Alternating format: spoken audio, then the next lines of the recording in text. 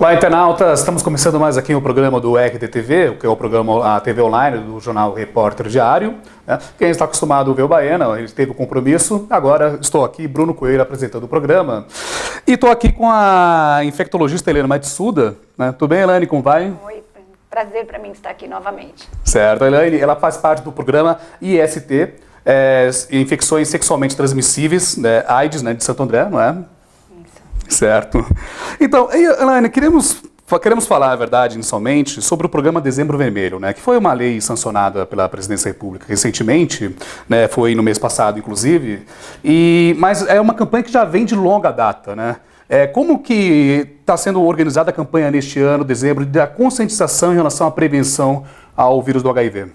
Eu acho que uma importância é que a gente agora tem oficialmente a data, isso é bem legal, mas que a gente já vem com o 1º de dezembro, acho que desde que eu me conheço como gente, praticamente infectologista, a gente tem o 1º de dezembro. Claro que nesse ano a gente resgata, neste mês, a gente resgata mais a importância da prevenção, do diagnóstico, do oferecimento da testagem de um modo mais contínuo, mais focado. Mas as campanhas de prevenção, elas têm que ser contínuas, porque você não corre o risco de pegar o HIV só no mês de dezembro, certo? Certo. E quais são as principais dificuldades para a conscientização da população em relação à transmissão do vírus? Eu acredito que atualmente a grande dificuldade é porque essa geração que está se infectando, eles não viram a AIDS de fato.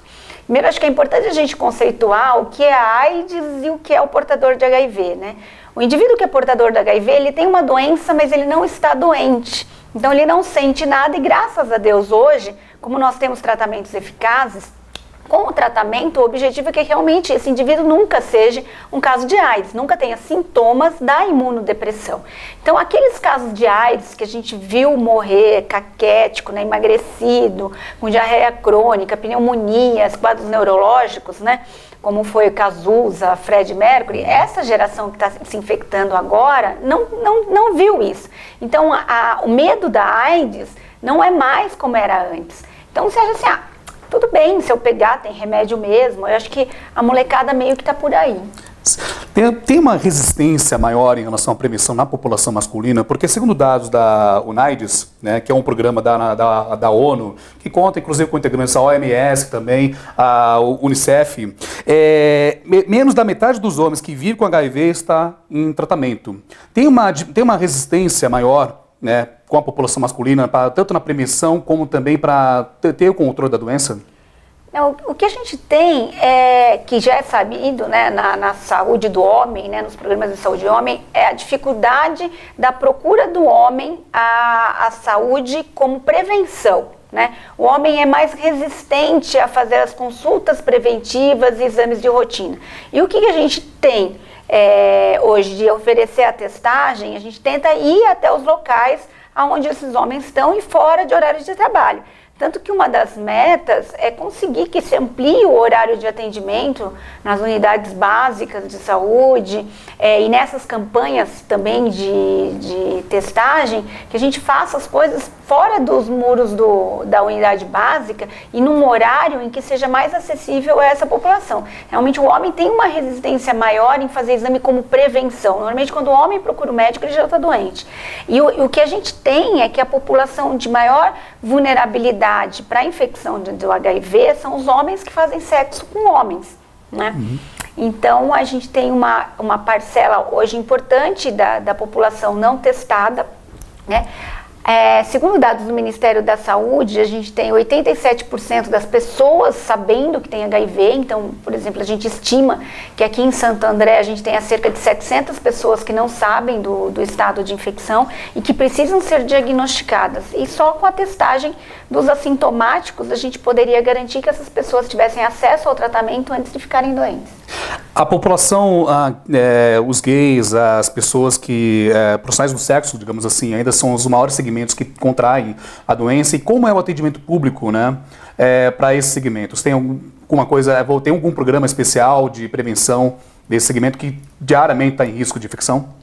Bom, a gente hoje fala em populações mais vulneráveis, né, e populações chaves. Então, como o risco maior é no relacionamento, o risco de aquisição do HIV ainda é maior por relação sexual e por relação sexual anal é maior que vaginal do que é maior que a oral, claro que a gente tem que pensar em medidas de prevenção. Por exemplo, no Brasil, a gente ainda tem uma epidemia concentrada, ou seja, em alguns grupos de maior vulnerabilidade. Enquanto que a gente pensa que na população geral você tem aí entre 0,4% e 0,6% da população infectada, na população HSH, homens que fazem sexo com homens, é em torno de 10%. Então, ou seja, para cada 100 pessoas que eu teste, eu vou achar 10 infectados entre o HSH, enquanto que na população geral eu precisaria testar 200 pessoas para achar uma pessoa. Então, as medidas que são feitas, claro que a gente quer ver a prevenção em todos os segmentos, a gente tenta focar nessas populações de maior vulnerabilidade.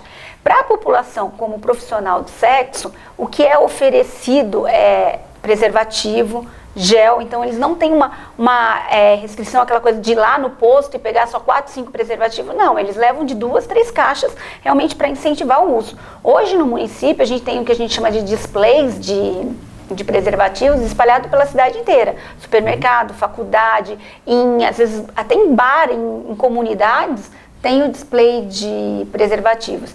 Então a gente tenta, eu acho que essa importância, assim, que a gente tenta aumentar o acesso ao preservativo, aumentar o acesso à informação, ao diagnóstico e tratamento como prevenção, porque a gente também sabe que o indivíduo tratando direitinho, em que ele fica com uma carga viral, em que o vírus está suprimido, você não acha vírus no sangue, ele também não transmite o HIV nesse momento que ele está em supressão viral.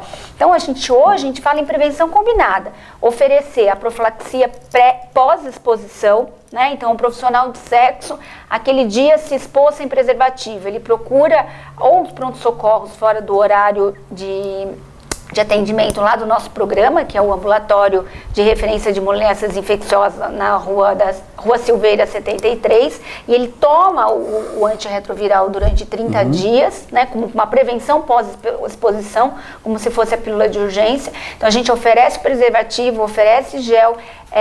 No futuro agora a gente vai ter a profilaxia pré-exposição para a população de mais risco e o tratamento como prevenção entre as vedetes aí, mas para poder tratar a gente tem que diagnosticar, para diagnosticar a gente tem que testar todo mundo, sem estigmas, né? Claro. Sim. Que é aquela coisa que eu falei, por ser uma doença concentrada ainda, a população HSH sempre, mas todo mundo deve testar. Como está a distribuição de medicamentos, equipamentos públicos aqui em Santo André, por exemplo, quais equipamentos públicos uma pessoa pode procurar medicamentos para poder controlar a doença, a infecção? Bom, cada município tem o seu programa de AIDS. Em Santo André, o programa de AIDS conta com um serviço de atenção especializada, que é o ARME, que eu comentei. São Caetano, Diadema, Mauá, cada município desse conta com um SAI, um serviço de atenção especializada. Sim. São Paulo, como é uma cidade maior, tem um número maior de unidades. Então, nosso acompanhamento e tratamento hoje está centralizado na Rua Silveiras, lá 73. O remédio do coquetel, hoje a gente não teve nenhum paciente que não tomou porque não tinha o coquetel. O Ministério da Saúde fornece o tratamento de HIV gratuitamente. Tem uma faixa etária que tem maior incidência, segundo estudos da UNAIDS e também de outras organizações, maior incidência de infecção? Então, hoje o que a gente tem é novos diagnósticos, principalmente em jovens, entre 17 e 24 anos, né? Claro que a população com HIV hoje também está envelhecendo, proporcionalmente, porque as pessoas são diagnosticadas, são tratadas e conseguem conviver com a AIDS, com HIV ou quem já teve AIDS, né, e hoje não tem mais a doença e está com HIV controlado, não se morre mais de HIV quem toma remédio. Então a gente tem um aumento da prevalência também de população idosa vivendo com HIV e até mesmo contraindo o HIV. Sim, é importante debater inclusive aqui, porque as pessoas podem não ter essa consciência de mortes ocasionadas pela infecção viral, né, pelo HIV. Há muita incidência aqui no ABC e também, ou mais especificamente em Santo André, onde você atua no programa? Olha, eu não sei te falar em números atualmente, mas assim, a gente fez um levantamento recentemente de 239 pacientes recém-diagnosticados, ou seja, que acabaram de saber o exame do HIV. Entre esses 239, 9 pacientes vieram a óbito, sendo que 6 deles não conseguiram nem iniciar o tratamento. Então, a gente tem ainda um diagnóstico tardio numa porcentagem relativamente alta, em cerca de 25, 27% das pessoas são diagnosticadas com CD4 menor que 200, ou seja, com risco de doença oportunista que pode levar a óbito. Então, só com a testagem de quem está assintomático e quem tem sintomas, muitas vezes o que a gente vê lá, os pacientes têm um quadro de pneumonia, vão aí no pronto-socorro, trata a pneumonia, mas o teste rápido do HIV não é oferecido. E aí fica naquela que trata, não responde ao tratamento, né? Até que uma hora procura uma unidade básica de saúde, consegue fazer o teste e é diagnosticado. Entre estes casos, a tuberculose é a doença que mais mata atualmente a população infectada pelo HIV. Então, outra população que tem que ser buscada aí. Certo. O vírus da AIDS, ele fica incubado por 10 anos, né? Pelo menos um tempo médio, digamos assim, né? Como a pessoa que não sabe que está infectada pode perceber que ela contraiu o vírus? Bom, como você falou, né? Se está incubado, ela não tem sintoma nenhum, né? Uhum. Então, é importante a gente tentar visualizar uma linha do tempo, né? E entender a história natural do HIV. Então, o indivíduo se infecta neste momento, normalmente em torno de 2 a 6 semanas após a infecção, ele tem um pico de vírus no corpo. Então, como se fosse uma virose, que é uma virose, na verdade, não é como se fosse. Então, com essa virose, ele tem sintomas virais inespecíficos. Parece uma dengue, parece um resfriado, parece um quadro de diarreia, uma meningite viral. Então, o período de incubação para sintomas da infecção pelo HIV, que é o que a gente chama HIV agudo, é em torno de 2 a 6 semanas. Aí o organismo do indivíduo consegue se defender daquela viremia que estava alta, o vírus baixa e ele se mantém ali incubado, quietinho, né, durante anos. Esse tempo para ter manifestação da AIDS pode variar muito, em torno de 2 anos, ou a grande maioria se acredita em 10 anos, até ter manifestação de AIDS, que é quando o CD4 cai e vai vir as doenças oportunistas. Nesse período, o indivíduo leva uma vida totalmente normal, sem sintoma nenhum. Por isso que chama período de incubação. Por isso que a gente diz que todo mundo deve fazer a testagem se teve uma exposição de risco. E o que é exposição de risco? Relação sexual sem preservativo, até com o próprio marido ou com a esposa. Porque você não sabe até que ponto você vive uma relação monogâmica ou não, né? Sim, exato. Ainda estamos muito longe de uma cura da AIDS, inclusive, quais são os desafios da medicina hoje, né, para tratar disso? Inclusive, a UniAIDS, ela tem uma meta, né, de controlar, né, e de deixar que a AIDS deixe de ser uma epidemia, né, até 2030. Uma pandemia, de fato, até 2030, né? Então, assim, quais são os desafios? E ainda há uma perspectiva de cura no futuro? Perspectiva de cura sempre há, porque nenhuma doença, o tratamento evoluiu tão rápido como no caso da AIDS, né? Só que hoje a gente busca o que deve estar mais próximo para a gente, é o que a gente chama de uma cura funcional e não esterilizante. A cura esterilizante é o que acontece com a hepatite C, por exemplo. O indivíduo toma remédio, ele elimina totalmente o vírus da hepatite C no organismo. O que a gente tem hoje de cura de AIDS, existe um caso só de cura de AIDS, que foi um homem que teve uma leucemia, fez um transplante e o doador que doou a medula para ele tinha uma deleção de um gene em que ele não tinha a porta de entrada para o HIV, né, que é um receptor que chama-se CR5. Então ele recebeu uma medula de células que tinham essa deficiência do vírus entrar. Com a quimioterapia para a leucemia, ele erradicou todas as células dele que poderiam ser reservatórios do HIV e alguma célula que tivesse ficado ali latente não conseguiu infectar novas células porque ele recebeu esse receptor. Claro que a chance de você morrer num transplante é muito maior que você morrer de HIV. Então, o caminho para a cura da AIDS não é o transplante, apesar de o único caso de cura da AIDS ter sido via transplante.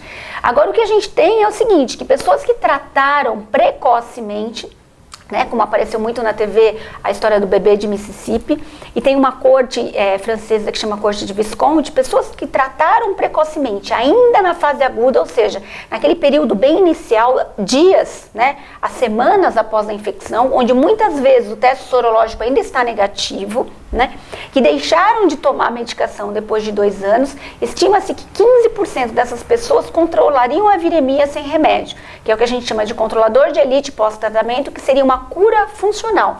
Então, hoje, o que está ao alcance da gente para que, se um dia a cura chegar, esse paciente esteja mais perto? É tratar precocemente na fase aguda. Na fase aguda é aqueles primeiros dias após a infecção, em que a sorologia ainda está negativa, em que a pessoa está lá com uma suspeita de dengue, de faringite, de meningite viral, né? Para que você tenha um reservatório menor, porque o limitante para a cura é o tamanho do reservatório.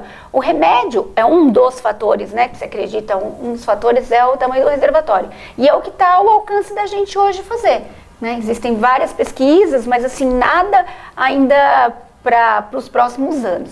A cura deve demorar mais um pouquinho, mas o que a gente pode fazer é diagnosticar e não deixar que as pessoas tenham AIDS, de fato. O Brasil tem um desafio muito grande nesse controle, né, da doença, na prevenção e na conscientização da população, mas em 2016 o Brasil acabou apresentando dado negativo em relação ao crescimento de infecções, né? O Brasil e a Argentina tiveram um crescimento de 3% no número de infecções em 2016, né? Enquanto outros países da América Latina, como a Colômbia, né, países da América Central, tiveram uma redução, acho que até de 20%, inclusive, né? Por que houve esse aumento? Porque a gente foi na contramão em relação a outros países? Então, isso também tem sido visto, né, porque, como você tinha comentado, né, a UNAIDS, ela tem uma meta ambiciosa de pôr fim na epidemia de AIDS até 2030. E como que se alcançaria isso? Se a gente diagnosticar 90% das pessoas que têm HIV, porque a gente imagina que você tem um número de pessoas infectadas e que cerca de 10% não saberiam que tem. E a gente diagnosticaria 90%. A gente tratasse 90% dessas pessoas e conseguisse que 90% delas tivesse o vírus suprimido, a gente teria 73% da população que vive com HIV não transmitindo. Com isso, você conseguiria até 2030 pôr o fim na epidemia. Apesar do Brasil ter cerca de 87% dos pacientes diagnosticados, a gente tem cerca de 50% dessa população suprimida. Então, a gente tem que aumentar a nossa retenção, que a gente fala, quer dizer, não adianta só você diagnosticar 87%, a gente tem que criar condições que o indivíduo se vincule a esses serviços especializados, que ele mantenha um acompanhamento com adesão e que ele tenha a supressão viral. E isso é um conjunto, por isso que tratar a AIDS, a gente precisa de equipe multidisciplinar, porque há os efeitos colaterais, a gente precisa melhorar o acesso, então quer dizer, a gente tem que ter farmácia aberta no centro de dispensação de coquetel fora do horário de trabalho, a gente tem que propiciar consulta para esse indivíduo que trabalha fora do horário de trabalho. Tem a questão social de realmente poder com que ele tenha condições de chegar. Muitas vezes também a gente fala assim, poxa, o paciente não adere ao tratamento, ele não toma remédio, mas ele não tem nem com que tomar remédio, ele não tem comida em casa. Então, a gente tem que se valer de ações né, para que a gente consiga realmente essa supressão viral e controle. Outro ponto também é que o indivíduo que acaba de pegar o HIV, que está ali, o teste rápido ainda está negativo, ele está na fase dele mais infectante, enquanto ele não é diagnosticado. Então, Santo André tem uma iniciativa pioneira num projeto que nós começamos em 2012, de incentivo ao diagnóstico do HIV, sobretudo do HIV agudo, para você ter a certeza que você está dispensando um indivíduo com exame negativo, mas não porque esse indivíduo realmente é negativo, é porque o exame pode não ter dado tempo de aparecer o anticorpo e ser detectado, né? Então, existem vários fatores aí que podem estar explicando esse nosso aumento de 3%. A gente pode estar diagnosticando muita gente, mas a gente não está conseguindo manter em supressão muita gente. A gente precisa de outras coisas. Então, quer dizer, a gente tem que ter condições sociais que esse paciente se mantenha também em tratamento. E não perder a chance de diagnóstico, inclusive dos casos de HIV agudo. Mas, inclusive, dos 90% de novos casos de HIV na América Latina, 49% estão concentrados no Brasil, é correto? Então, o Brasil responde por cerca de 50% dos casos da América Latina, tanto pelo nosso tamanho como pelo número de infecções também. Sim. A gente falou dos homens, que os homens têm mais resistência de fazer a prevenção. Como está a situação das mulheres hoje em relação a esse tema? Bom, as mulheres hoje, elas, apesar de maior esclarecimento, a gente sabe que ainda existem muitas mulheres que vivem sob uma situação de pressão em que não se consegue exigir o uso do preservativo no casal, né? Com relação às mulheres, que a gente pensa numa outra estratégia, é usar o preservativo feminino. Sim. Poucas pessoas conhecem, infelizmente a gente não trouxe, né? Que o preservativo feminino, você independe do homem parar a relação no meio para colocar. Pode ser colocado antes e ele fica ali, né? Não vai apertar e causar nenhum tipo de desconforto. Principalmente para aqueles homens, às vezes, que têm dificuldade de usar o preservativo. Outras estratégias que estão sendo estudadas, isso talvez esteja bem mais próximo, é a mulher usar, junto com o espermicida, viricida. Então, quer dizer, antirretroviral, às vezes tomar, ser um gel que aplicasse na vagina antes da relação sexual como prevenção. Além também da PrEP, que deve chegar aí efetivamente no futuro, que é tomar o remédio todos os dias para evitar a infecção. E são produtos acessíveis também nos equipamentos públicos? Ainda não, né? Apesar do Brasil fazer toda a propaganda que realmente a gente está sendo o primeiro país a instituir a PrEP, a gente está instituindo, mas ainda de uma maneira muito escalonada. Por exemplo, em Santo André a gente ainda não tem disponível nenhum tratamento como profilaxia pré-exposição. O Brasil está começando a engatinhar nisso, né? Faz a propaganda de ser o primeiro país da América Latina, o primeiro país em desenvolvimento a estar disponibilizando a profilaxia pré-exposição, mas na prática a gente ainda não tem disponível no nosso município. Sim. Helena, a gente está encerrando já. Só mais uma pergunta e depois uma consideração final de sua parte. Em 2016 também, houve 19,5 milhões das 36,7 milhões de pessoas que estão com vírus, né? Apenas 19,5 milhões fazem o tratamento, né? Ou seja, tem uma grande parte ainda, né, que não faz o tratamento, muito embora o número de mortes de AIDS, isso são dados globais, né? Só para deixar claro. Caiu em 2005 era de 1,9 milhão, né? Agora no 2016 foi de 1 milhão, né? Isso se deve mais a um controle dos medicamentos, a uma conscientização maior da população em relação... A efetividade do tratamento é notória, né? Então, a partir de 1996, quando a gente começou o que a gente chama de HAART, que foi uma nova classe de medicamentos, hoje praticamente a gente não tem aquele paciente que não consegue controlar o HIV com os remédios. Tem remédio para controlar praticamente todo mundo. Sim. Tá? Claro que os pacientes têm que ter a conscientização de tomar o remédio direito, porque, por exemplo, hoje eles podem tratar com 1 ou 2 comprimidos por dia. Só que se eu tomar mais ou menos esse 1 ou 2 comprimidos por dia, ele vai falhar. E se ele falhar, o próximo esquema que eu vou ter que tomar pode ser 5, 6, 7 ou mais comprimidos. Tá? Então, a queda da mortalidade se deve à eficácia dos remédios que a gente tem disponível. Tá? Agora, o outro ponto que você falou... Das mortes? Então, das mortes é por conta disso. Mas tá. Não, aqui, 19,5 milhões dos 36,7 milhões de pessoas que estão vivendo tiveram acesso ao tratamento. Isso, mas assim, pela primeira vez na história da AIDS, a gente tem mais de 50% da população mundial em tratamento. Então é uma conquista recente. Isso é uma conquista recente. Até uma vitória. Apesar de ser... a gente tem que lembrar, tem até um artigo discutindo isso, que se a gente tem 53% da população em tratamento, a gente tem 47% ainda sem tratamento. Onde na África praticamente é um genocídio sem acesso à medicação e crianças se infectando, crianças morrendo de fome, crianças que você não pode contraindicar o aleitamento, porque a única chance de vida que elas têm é amamentar numa mãe HIV positiva. Sim. Então, quer dizer, a gente tem muito a comemorar, mas a gente está muito longe do que a gente dizer assim, não, já fizemos a nossa parte. Eu acho que assim, aquela podemos ter os nossos limites, mas o nosso limite ainda tem muito a se fazer para dizer assim, olha, atingimos o nosso limite. Existe também muito preconceito, né, em relação a portadoras do HIV. Infelizmente ainda. Preconceito muito grande.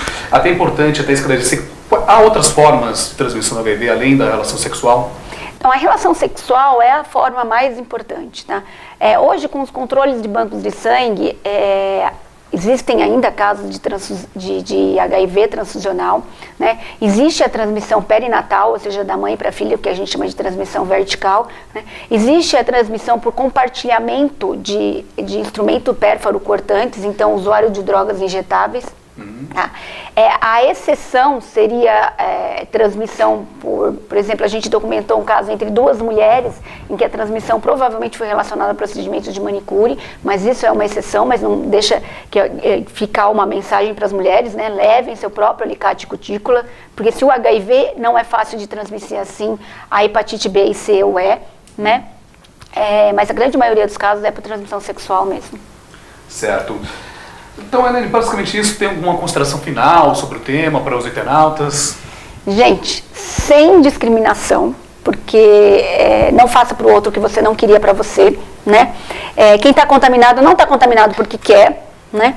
A prevenção ainda é pelo diagnóstico, então não tenha medo de se testar. Eu até falo aos pacientes, olha, o momento que você descobre que você tem, é o momento de agradecer, porque te dá direito ao tratamento e não adoecer do HIV. Quando você devia ter chorado, foi quando você pegou, mas você não sabe, porque na grande maioria estava se divertindo. Sim. Né? Então, testar todo mundo. Não tenha medo de fazer o teste e saber que você tem. Porque, na verdade, a hora que você descobre, você sabe que você tem, você dá direito a não morrer do HIV.